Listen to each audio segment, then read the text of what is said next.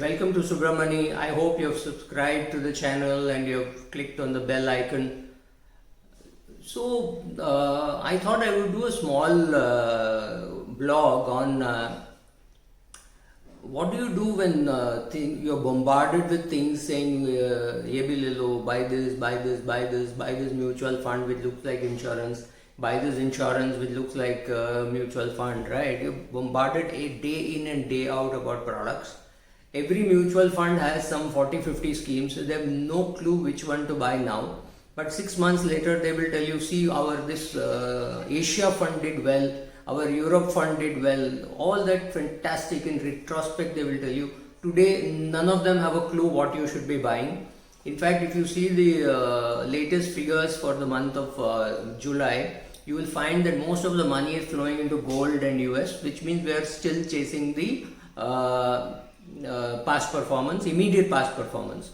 I'm not saying that gold is not a good buy, nor am I saying that US is not a good fund, but largely money is being driven here. Why is money not going into Asian fund, let's say China or Europe?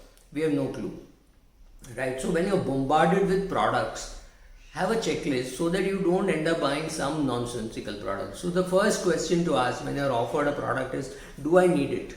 Largely you need only 3-4 products, right? You need maybe one index fund, maybe one world index fund, maybe one India index fund. That's all you need.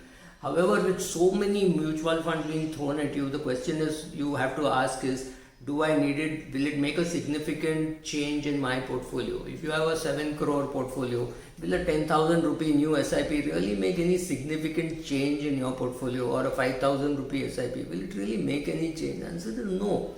Right. So first question is, do I need it at all? Second question is, do I understand what I am buying? Right. You can be given a very complicated product with this option and that option and things like that, and you may not understand the product. If you don't understand the product, say no.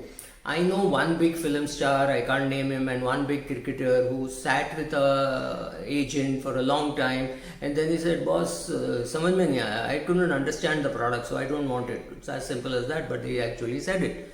Now, if you are putting in your money, whether you're putting 5 lakhs or whether you're putting 5 crores, it doesn't matter. Whether you're putting 50,000. If you don't understand, say you don't understand. That's okay. You're great in your field.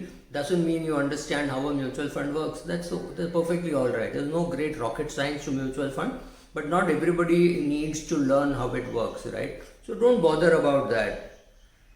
Then see what is the cost of the fund. What is the upfront cost? What is the recurring cost?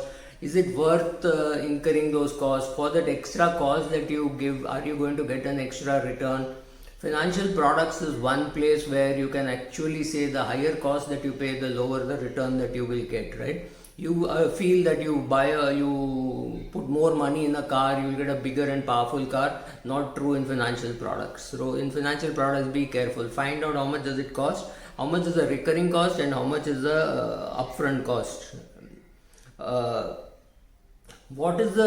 How fast can you get out of the plan in case you need to?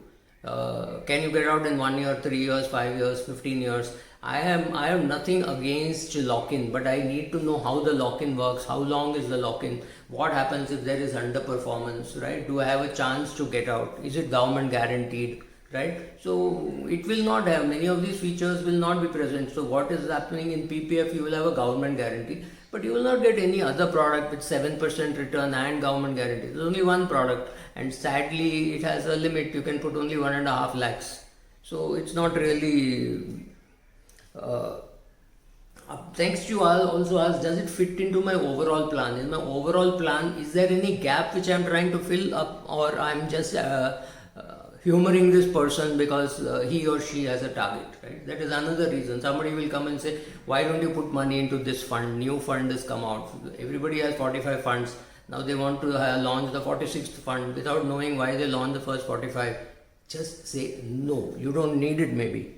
And when you say, sir, when you say it is long term, do you really mean it is long term, or is it just that you product which is a 3-month option is not really long term? I may not even need an option, right? So why am I even buying it? So be careful about these futures and options and hedge funds and things like that. Very unlikely that you will make money, right? So also ask question is, are you really telling me the truth? For example, for a person with 2-3 crores, kind of 2.5 crores kind of net worth, being offered a 50 lakh rupee PMS with a huge downside, this is not a good product at all. He does not have the ability to lock in money for such a long period, and with a huge downside, a real estate PMS with for 50 lakhs with a 5-year or a 7-year lock-in is not an ideal product for a person with 2.5 crores. There may be upside, I'm not saying no, but his liquid net worth is only 2.5 crores. So a 50 lakh product with real estate is definitely not his cup of tea. Yes, for a guy with 20 crores net worth, putting a crore or 2 crore even in a REIT may make sense, but not for a guy with 2.5 crores. A guy with 2.5 crores has to be far more conservative in his approach to investing than the guy with 25 crores. Fairly obvious, I thought. And then you ask, what is your track record? What have you done? What have your past, say, FMPs done? What has your funds? Today it's fashionable to launch equity funds with a 3-year book. Does not make any sense at all. Then after 3 years it is just rolled over. Couple of fund houses have done that. First they did it with debt mutual funds. Now they have done it even with equity mutual funds. Make absolutely no sense for you to touch such shitty products. Equity should not have a timeline. You should say, I will exit equity whenever it is doing well, not when I need money. When I need money, the money has to be in the debt fund. If I need money, I will take money out of a liquid fund or an ultra short bond fund, not from my equity fund. It does not make sense, because the day you take money from your equity fund, equity could be doing badly, and it could be because there was a problem in Bangladesh or there was a problem in Pakistan. Doesn't matter, but your market will be down, right? So be careful about those things. When I'm buying this product, what are the other risks that I am running? Is there a possibility that I will lose the whole money? If I have come out of it, how much will I get? What is the complete downside? If I put 1 crore, will I lose the complete 1 crore? If I am putting 5 lakhs, will I lose the complete 5 lakhs? What happens if you are unable to sell the asset at all, or you are able to sell it only at a huge discount? This happens in real estate, right? So ask these questions. Very unlikely that the salesman will have all the answers. So give him your email ID, tell him you want to speak to his product head or his MD or whatever, doesn't matter. You are putting in the money. Remember, when you are taking money from the banker, do you realize how many questions he asks, how many forms he asks you to fill?